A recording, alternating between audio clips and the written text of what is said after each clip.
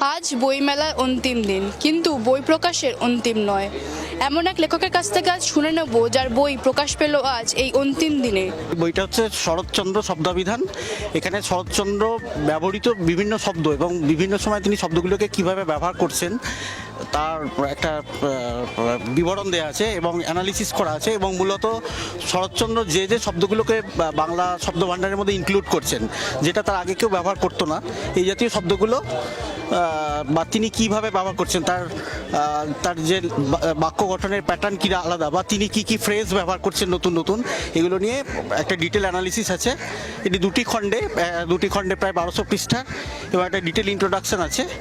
এবং এইটা থেকে বোঝা যাচ্ছে যে বাংলা সাহিত্যে এক্স্যাক্টলি শরৎচন্দ্রের অবদান কী।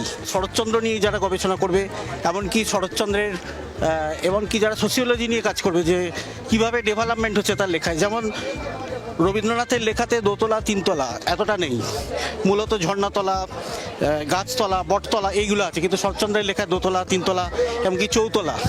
মানে আস্তে আস্তে তিনি তার লেখায় কিভাবে তিনি শহরকে তুলে ধরছেন, এবং আরও কতগুলো দিক। যেমন রবীন্দ্রনাথের লেখাতে যে ন্যারেটার, তার যে কনফিডেন্স, শরৎচন্দ্রের ন্যারেটারে সেই কনফিডেন্স নেই।